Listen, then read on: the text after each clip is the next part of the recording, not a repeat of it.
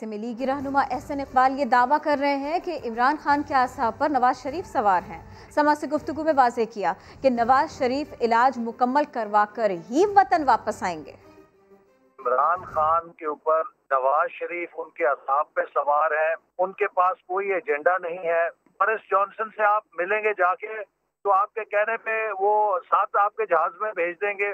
उनके अपने कवानीन हैं और जो जिस किस्म की ये इंतकामी तकारीर कर रहे हैं, यकीनन ये खुद नहीं चाहते कि वहाँ से इनको कोई कंप्लाई कर सके। नवाज शरीफ साहब तभी वापस आएंगे जब उनके मुआलजीन उनको सर्टिफिकेट देंगे।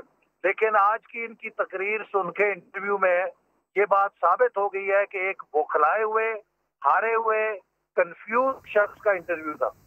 और कराची वाक़े का नोटिस हुकूमत या अदलिया को लेना चाहिए, किसी और को नहीं। मरियम नवाज का एक और धुआंधार खिताब, कहा रियासत के अंदर रियासत के मामले में इमरान खान कहीं भी नहीं, ये तो 4 बड़ों की लड़ाई है।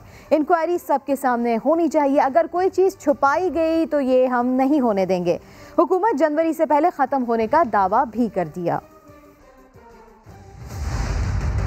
आपके पास कैप्टन सफदर की गिरफ्तारी का वारंट था, मेरी गिरफ्तारी का वारंट नहीं था।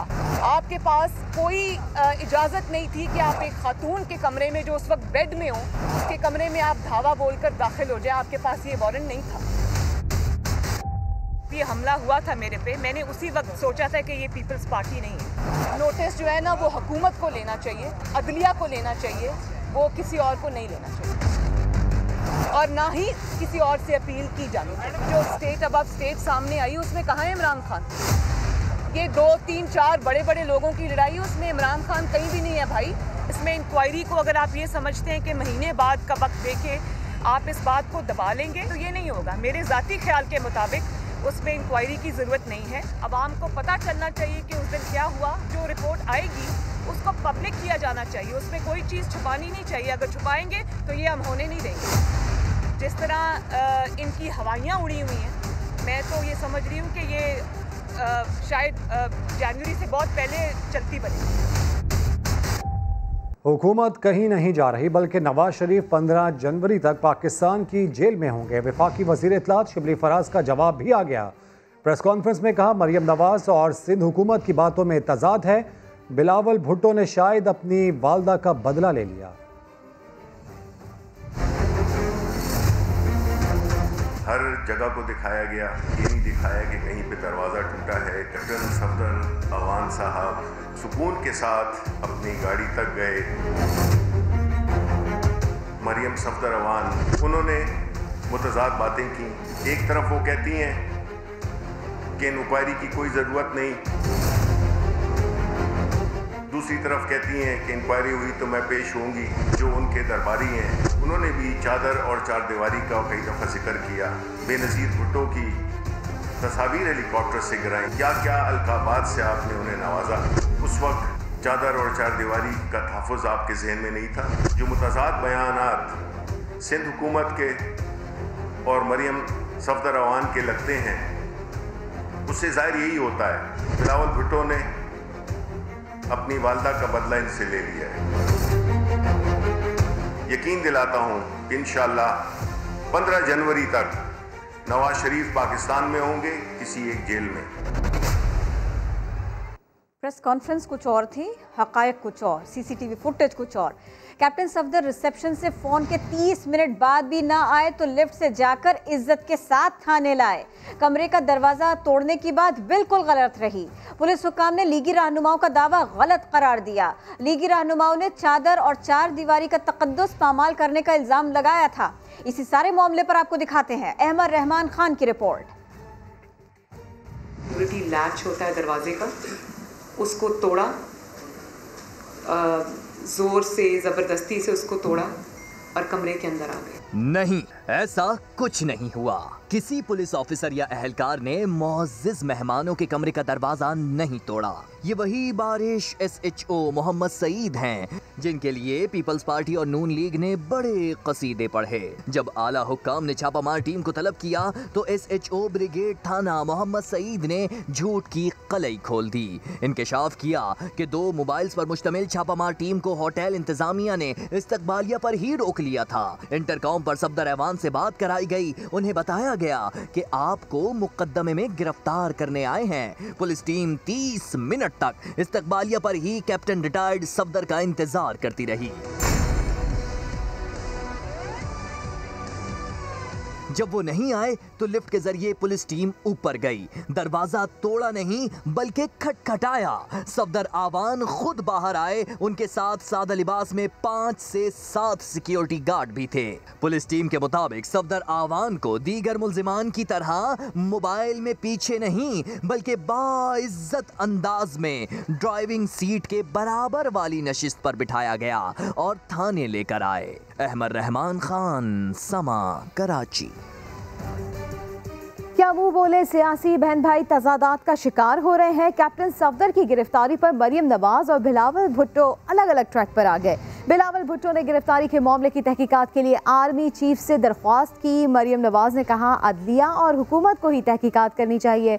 मौलाना फजलुर रहमान भी बिलावल की अपील पर सवाल उठा चुके।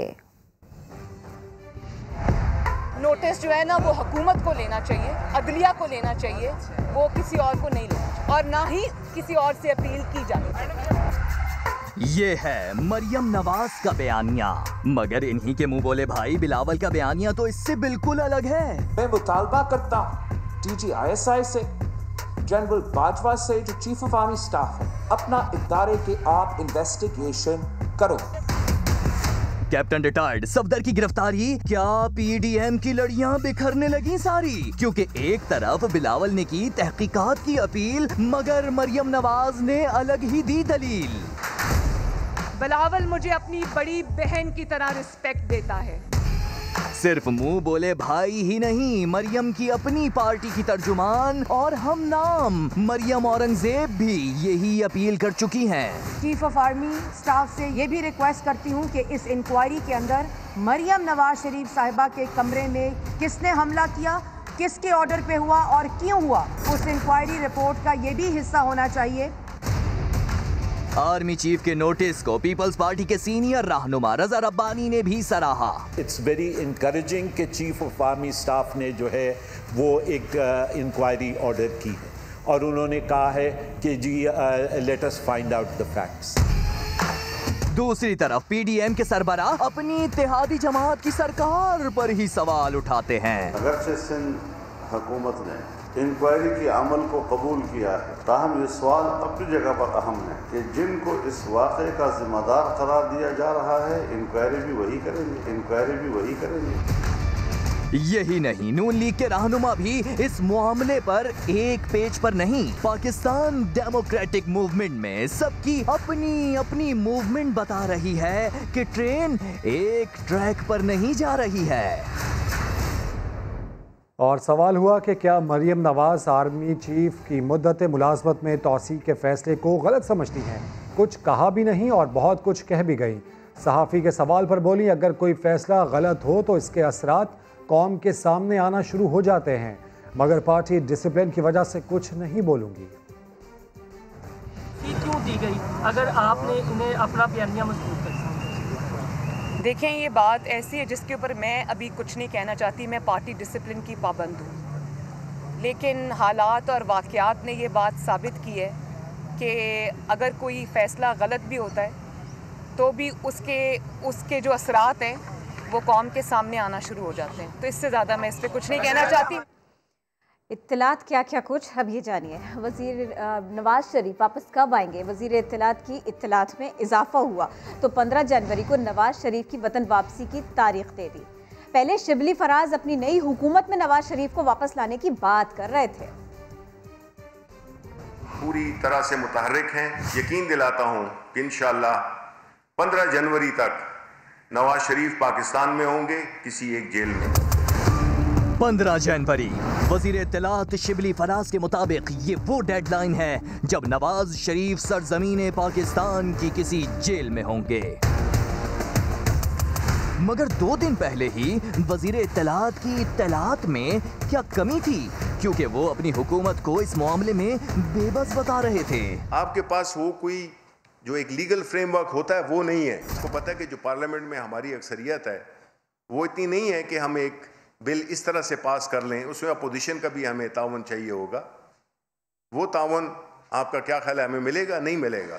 वो इंशाल्लाह जब हमारी अगली हुकूमत आएगी ज़्यादा सीटों के साथ, तो ये भी हम इंशाल्लाह करेंगे। यही सवाल सहाफ़ी ने पूछा तो उन्होंने कुछ इस तरह वजाहत दी। इस सेंस में कहा था मैंने कि कोई है नहीं हमारी ट्रीटी, एक्स्ट्रेडिशन ट्रीटी है नहीं। एक सफारती दबाव, मुख्तलिफ कानूनी सफारती जरिए ऐसे हैं जिस पे कि हम हुकूमत बरतानिया के साथ इन टच हैं। अब देखना है कि वजीर इत्तलात की कौन सी इत्तलात दुरुस्त साबित होती हैं।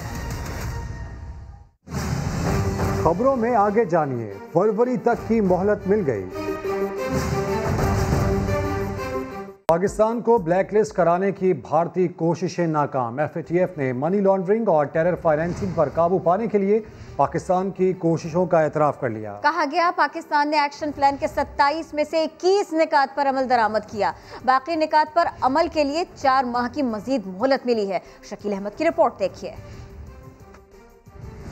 पाकिस्तान का नाम एफएटीएफ की ग्रे लिस्ट से जल्द निकलने के इम्कानात रोशन। माली जराइम की रोकथाम के आलमी इदारे एफएटीएफ का मनी लॉन्ड्रिंग और टेरर फाइनेंसिंग के खिलाफ पाकिस्तान की कामयाबियों का खुलकर एतराफ। बाकी नुकात की तकमील के लिए फरवरी 2021 तक की इजाफी मोहलत मिल गई। फेटअप की तरफ से अक्टूबर 2019 और फरवरी 2020 में पाकिस्तान को दी गई सख्त वार्निंग और धमकी आमेज जुबान इस बार तारीफी कलमात में बदल गई। वजह बनी तब्दीली सरकार की जानिब से हालिया मुअस्सर कानून साजी और ठोस इकदामात। अजली दुश्मन भारत की पाकिस्तान को ब्लैक लिस्ट कराने की साजिशें भी दम तोड़ गईं।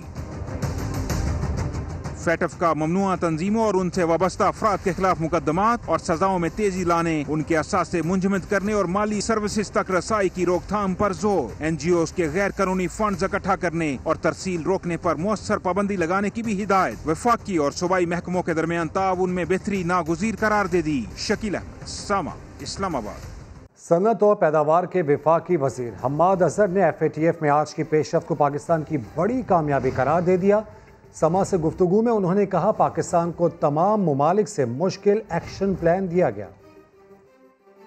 पाकिस्तान जैसे ही अपना एक्शन प्लान मुकम्मल या नियरली कंप्लीट यानी मुकम्मल होने के करीब करता है, तो ऑन साइट इंस्पेक्शन यानी कि ग्रे लिस्ट से जो एग्जिट का प्रोसीजर होता है वो शुरू कर दिया जाएगा। ये बहुत बड़ी अचीवमेंट है क्योंकि पिछले साल तक हम सिर्फ 27 में से 5 एक्शन आइटम्स की कंप्लीशन पे थे। अब हम अल्हम्दुलिल्लाह 27 एक्शन आइटम्स की कंप्लीशन पे हैं और ये कोविड पेंडेमिक के दौरान भी दिन रात मेहनत की पाकिस्तान की हुकूमत ने और टीम्स ने, उसकी ये गवाही देता है। फरवरी 2018 में जब मुस्लिम लीग नून की हुकूमत थी तो पाकिस्तान को ग्रे लिस्ट में नॉमिनेट किया गया और दुनिया के जितने भी ममालिक जिनको आज तक एक्शन प्लान दिया गया उसमें से सबसे लंबा एक्शन प्लान उस वक्त जो है वो पाकिस्तान के हवाले किया गया। जहाँ तक सऊदी अरब की बात है तो ये जो खबर गर्दिश कर रही थी कि सऊदी अरब ने हमारी मुखालफत की, ये बिल्कुल गलत खबर है और ऐसी कोई चीज़ नहीं हुई। महंगाई से परेशान अवाम के लिए अच्छी खबर। महकमा खुराक सिंध ने सरकारी निर्ख पर आटा मिलों और चक्कियों के लिए गंदम के चालान जारी कर दिए। 3-4 रोज में आटा 7 से 8 रुपए किलो तक सस्ता होने की उम्मीद है। अशरफ खान रिपोर्ट करेंगे। महंगाई की चक्की में पिसती आवाम के लिए खुशखबरी। 1 या 2 रुपए नहीं, आटा 7 रुपए फी किलो सस्ता हो रहा है। महकमा फूड सिंध ने सरकारी गोदामों का मुंह खोला तो गंदम को तरसते आटा मिलों ने खरीदारी के लिए धड़ाधड़ चालान भरने शुरू कर दिए। 2.5 नंबर आटे की फी किलो कीमत में 7 रुपए कमी के बाद अब आम बाजार में आटा 59 के बजाय 52 रुपए फी किलो मिलेगा, मगर आवाम को मजीद 3 से 4 दिन इंतजार करना पड़ेगा। कराची की फ्लावर मिल्स को 100 किलो गंदम की 5,38,000 जबकि चक्की मालकान को 12,000 बोरियां सरकारी रेट पर दी जाएंगी। 100 किलो की एक बोरी का दाम तकरीबन 3700 रुपए मुकर्रर है। जो भी गंदम आएगी इसकी सही मॉनिटरिंग करेंगे आप, और मॉनिटरिंग करके जो भी मार्केट में जाएगी वो तकरीबन 50 रुपए का रेट तय हुआ है। डिस्ट्रिक्ट फूड कंट्रोलर मलीर के मुताबिक कराची के 3 सरकारी गोदामों में इस वक्त 16 लाख बोरियां मौजूद हैं। कैमरामैन सनाउल्लाह के साथ अशरफ खान, समा, कराची। बिलावल भुट्टो जरदारी कहते हैं इस्लामाबाद वाले अस खुद फैसले कर लेते हैं। जब तक गिलगित बल्तिस्तान की नुमाइंदगी नहीं होगी हुकूक कैसे मिलेंगे। इंतखाबी मुहिम के दौरान जियाले रहनुमा ने अवाम से बड़े बड़े वादे भी किए। आज जो इस्लामाबाद वो बैठे हैं वो गिलगित बल्तिस्तान के अवाम के लिए खुद फैसले लेते हैं। जब तक आप भी वहाँ नहीं होंगे, जब तक हम ये हकूक हासिल नहीं करेंगे, हम पूछते ही रहेंगे मिसाइल हल क्यों नहीं होते। अपना सियासी कैंपेन का आगाज भुट्टो का जिला गांचे से शुरू कर रहा हूँ। मैं उम्मीद करता हूँ गांचे के अवाम पाकिस्तान पीपल्स पार्टी को तीनों के तीनों सीट्स दिलवाएंगे। सदर सरदारी के दौर में हमने पेंशन्स में इजाफा किया, हमने अपना फौज की तनख्वाह में, अपना सिपाहियों की तनख्वाह में 175% इजाफा किया। इमरान ने क्या किया? उन सबको बेरोजगार कर दिया है। हर तबका सरापा एहतजाज है। हमने गिलगित बल्तिस्तान को इमरान से बचाना है। और अब आपको मिलवाते हैं पाकिस्तान की पहली ख्वाजा सरा वकील से। निशा राव कराची में भीख मांगती थी, मेहनत से वकालत की तालीम हासिल की। मेरा नाम निशा राव है, मैं पाकिस्तान की पहली ख्वाजा सरा वकील हूँ। मेरा जो प्रीवियस है बहुत बुरा था, समझो कि वो मेरे लिए एक बुरा ख्वाब था। आज भी अगर उसके बारे में सोचती हूँ तो मेरे रोंगटे खड़े हो जाते हैं। स्टार्टिंग में जब मैं कराची आई तो मेरे पास कोई जॉब नहीं थी, मेरा आईडी कार्ड नहीं था, तो मैं 3 तलवार पर अपनी कम्युनिटी के साथ जाकर भीख मांगती थी। भीख मांग के मैंने सोचा कि ये एक दलदल है, मुझे इस दलदल से बाहर आना चाहिए। तो मैंने ये सोचा कि मैं अपनी स्टडी को कैरी ऑन करूं। मैंने फर्स्ट ईयर में एडमिशन करवाया, ICOM मैंने किया, और ये PIDC चौक में कॉमर्स कॉलेज है, मैंने वहाँ पर एडमिशन करवाया। टीचर्स और स्टूडेंट्स जो थे वो बहुत अच्छे थे मेरे साथ। हमारी कम्युनिटी के लोगों के साथ कोई तशद्दुद किया जाता है, वो पुलिस स्टेशंस जाते थे तो उनके साथ अच्छे तरीके से वो बर्ताव नहीं करते थे। जब मैंने पुलिस स्टेशंस के विज़िट किए, मुझे लगा कि मैं एक वेल एजुकेटेड हूँ, मैंने मास्टर किया हुआ है, क्यों ना मैं एक ऐसी फील्ड ज्वाइन करूँ जो मैं अपनी कम्युनिटी की आवाज़ बन सकूँ। मैं अपनी कम्युनिटी के लिए एक शेल्टर होम बनाना चाहती हूँ, क्यों हमें सोसाइटी में और फैमिली में रिजेक्शन का सामना करना पड़ता है। सेकेंड, मैं LLM करना चाहती हूँ। My dream is life is to become a जज। पाकिस्तान की पहली ऑनलाइन स्ट्रीमिंग का इफ्तिताह हो गया। वजारत साइंस एंड टेक्नोलॉजी ने तेज़ तरीन और दी टॉप सर्विस शुरू करने का ऐलान कर दिया। पाकिस्तान नेटफ्लिक्स जैसी अपनी ऑनलाइन स्ट्रीमिंग सर्विस शुरू करेगा। साइंस और टेक्नोलॉजी के वजीर ने बड़ी खुशखबरी सुना दी। पाकिस्तान में अब हमने जो टेक्नोलॉजी क्रिएट की है वो भी it's as good as Netflix. दूसरा जो है वो कंटेंट पार्ट है। टेक्नोलॉजी कंपनीज हैं और कंटेंट कंपनीज हैं, इनको हम आपस में मिलाएंगे और ये कंपनीज जो हैं ये अपना बिजनेस स्टार्ट करेंगे। ब्रेक के बाद हाजिर होंगे हेडलाइंस के साथ। देखते रहिए समा।